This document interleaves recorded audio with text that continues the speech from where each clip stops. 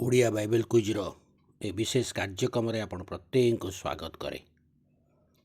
ପ୍ରଶ୍ନ ଉତ୍ତର ମାଧ୍ୟମରେ ଏ କାର୍ଯ୍ୟକ୍ରମ ଦ୍ୱାରା ଆମେ ବାଇବେଲ ଧ୍ୟାନ କରୁଅଛୁ, ଅନେକ ବିଷୟ ଶିକ୍ଷା ଲାଭ କରୁଅଛୁ।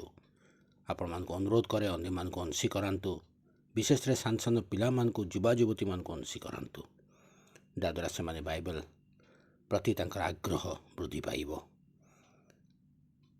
ଗତକାଲି ଯେଉଁ ପ୍ରଶ୍ନଟି ପଚରାଯାଇଥିଲା ତାହା ଥିଲା, କେଉଁ ଦିନରେ ସଦାପ୍ରଭୁ ସିନାୟ ପର୍ବତ ଉପରକୁ ଓହ୍ଲାଇ ଆସିବେ ବୋଲି କହିଥିଲେ? ଏହାର ସଠିକ୍ ଉତ୍ତର ହେଉଛି ତୃତୀୟ ଦିନରେ। ଯାତ୍ରା ପୁସ୍ତକ 19 ପର୍ବ 11 ପଦରେ ଆପଣମାନେ ଉତ୍ତରଟି ପାଇପାରିବେ। ଆଜି ନିମନ୍ତେ ପ୍ରଶ୍ନ ହେଉଛି, ଜିହୋବା ନିସି ଶବ୍ଦର ଅର୍ଥ କ'ଣ? ଜିହୋବା ନିସି ଶବ୍ଦର ଅର୍ଥ କ'ଣ? ଆପଣମାନଙ୍କ ଉତ୍ତର ଆମମାନଙ୍କ ଏହି ଭିଡ଼ିଓର କମେଣ୍ଟ ବକ୍ସରେ ଯାଇ ଆମମାନଙ୍କୁ ଜଣାନ୍ତୁ। ଉତ୍ସାହିତ କରନ୍ତୁ ସାନ ସାନ ପିଲାମାନଙ୍କୁ, ଯେପରି ସେମାନେ ଏହାର ଉତ୍ତର ଆମମାନଙ୍କୁ ଜଣେଇବେ।